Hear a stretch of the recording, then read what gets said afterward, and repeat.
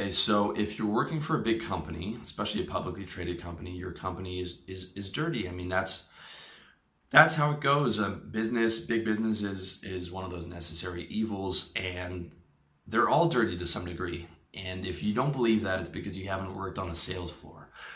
I worked in sales, and every sales floor I worked on was dirty from one degree to the other. As I got better in sales and started to make more money, I was able to pick jobs that were more ethical, but I never had a sales manager who was 100% ethical. I never had sales material that was 100% ethical until I started my own business, where I can go on my book, How to Get Laid on Tinder. I can say, look, this is for guys 18 to 35. You should be decent looking. If you're overweight or significantly unattractive or something like that, it's just not going to work. It's not a magic pill. It's just a really efficient way for guys who are relatively decent looking, relatively young, to get laid online. If I was working a sales job and I had to sell How to Get Laid on Tinder, which of course, would never be sold in corporate sales, but if I did, that sales page would be entire lie. It would be, this will help you, this will get you any girl, this will get you supermodels, this will work for you no matter what your looks are. And it would just be, a pump and dump bullshit thing. Because, that's how most of these places operate. And so when you're working for a company, not all the time, if you have a smaller, maybe a mid-sized business, you might, have an owner who's ethical and he keeps a tight rein on it. But a lot of the time, especially if you're working for a bit bigger business, and especially if you're in sales, your company is dirty and you are going to be feeding money into something that is unethical. Whereas when you start your own business, if you're selling real estate, you don't have targets that you have to make. So you're not gonna, if there's asbestos in the house and you've got a newlywed couple and it's over their price range, you can go, look, you just shouldn't be buying this house. Whereas if you had targets to meet every month and you're behind on your target, and you're a month away from getting fired, and that couple is ready to buy that house, you are going to have a very difficult decision to make. It's only until you get to your own business that you're able to control the ethics of it, you're able to control the sales material, you're able to control the marketing material, and it's only when you have total ownership that you're able to make sure it's ethical 100% across the board. Number 8, you're not passionate about it. Okay? You don't have a passion for marketing, you fucking liar. You're lying to yourself. I can tell you, I went to so many of these networking conferences when I was a salesman, trying to go out there and get clients. And, the first question they get asked is, what do you do? And I'd be like, oh, I'm Will Friedman, I'm corporate sales. We've got this great company, and then the other guy would also be a salesman, and he'd be selling me on how terrific his company was and how much he loved his job. And we're all dressed to the nines, and the entire thing is a lie. It was a charade. And everyone at these fucking networking events were all salesmen. They were all doing the same thing, trying to get clients and trying to show and trying to sell how good their jobs were and everything. And everyone in sales hates their job, okay? Every sales guy I work with wants to get out, wants to start their own business, or wants to move up into management, all right? The same thing with people who are talking about their marketing jobs or whatever. Here's how you know if you have passion for it, is if you would be doing it for free, okay? Here are the things you have passion for: having sex, eating good food, sleeping in, right? But you don't get paid for that shit. You get paid to go and do marketing drudgery or calling 100 people a day. I would do this, doing videos for you guys and articles. I would do this shit for free because I actually have a passion for it. All right. I truly would be doing this for free. If I had inherited a ton of money, or if I had a lot of money from another business, I would still be doing this because I actually love it. That's how you know if you're really passionate, is if you would be doing it for free. No one would be cold calling insurance companies for free. I guarantee you that. All right. No matter what face people present and what face people put on, they're fucking lying.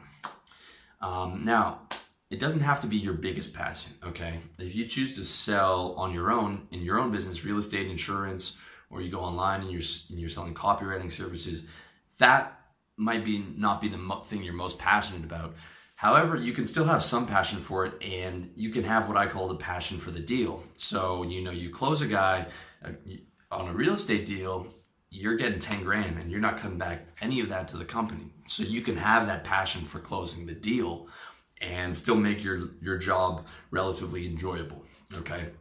It doesn't have to be your greatest passion. And in fact, most people won't be able to make money on their greatest passion. Like if you want to be a musician, it's very difficult. But you have to enjoy it, because if you hate your job, you hate your life, right? If you hate your job, you hate your life. Number 9, travel. There's nothing more that I hated about a job than I would be in Toronto in winter, minus 40-degree weather. I worked at a job in Scarborough. I lived on Queen West, which means that I would be out there in my suit, in a parka, waiting for the streetcar for 20 minutes. Okay, we'd ram onto the streetcar. There'd be no room. 20 minutes there, take me to the subway. The subway would take me to the bus. Now I'm waiting outside again to take me to my fucking job, where I cold call 100, 200 people a day, and then I do the exact same route back home. It took me an hour and a half each way to get to work. 8 hours of cold calling, 3 hours of travel time, and at least 30 minutes of that travel time would be me freezing to death outside, waiting for the fucking streetcar or the fucking bus.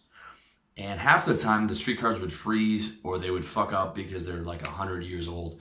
So you'd be there 30 minutes, sometimes 35 minutes waiting for the streetcar, and then all 4 of them would show up at once, and you just want to fucking kill everyone that you saw. Like, there was nothing about my day that was good. And I can't tell you how much I hated just that one aspect alone of the travel time. I know guys who drive they live in the suburbs in Toronto, and they're in the car 2 hours to get to work because the traffic's so bad, and then another 2 hours back home.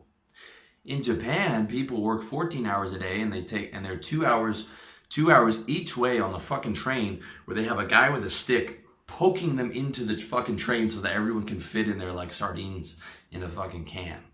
I mean, it's crazy. When you have your own business, I mean, if you set it up right, you don't have to travel anywhere unless you have to see a client. If you're online, you don't have to travel anywhere. The only place I travel these days is to the gym and to the supermarket. And that's it. And it's a beautiful thing. Number 10, money. Okay, you can't get rich as an employee. You look at the Forbes or the Fortune 500 list, every single one of those guys is a business owner. Okay, the way that capitalism works is you don't get rich as an employee. You have to own the means of production. There's no other way. Now, you can make a fair amount of money if you're a salesman, right? But you're taking home 12% of that. You're always getting way less than what you're worth. I knew guys that worked when I was in sales, I had to make 40 grand a month just to keep my job. I had to do 40 grand in revenue a month just to keep my job from calling people on the phone and emailing them. I knew guys that their targets were 200 grand a month just to keep their job, right? And there would be pressure all the time. And these guys are taking 12% of that or whatever, right? When you can make 200 fucking grand in a month with a phone and an internet connection, you should be getting all of that. Any guy that can make 40 grand, 200 grand a month can go out on his own. Even if you can't make as much on your own, you're gonna make way more because you're keeping 100% of it, right? Any guy that can make 200 grand a month on his own can go out and make 100 grand on his own, keep 100% of that, guaranteed. And it's just a question of these guys never got out. Every guy I worked with in sales said they were going to start a business. Nobody did. They all said they were either going to start a business or they're going to move up into management. And the vast majority of guys don't move into management, and no one that I knew in the sales game went out and started their own business. Even though every single one of those guys could have made way more on their own, because a good salesman can make money literally selling anything, right? You can sell fucking paving asphalt. You can sell drywall. If you can sell, you can sell. And all you have to do is start that service business, all right?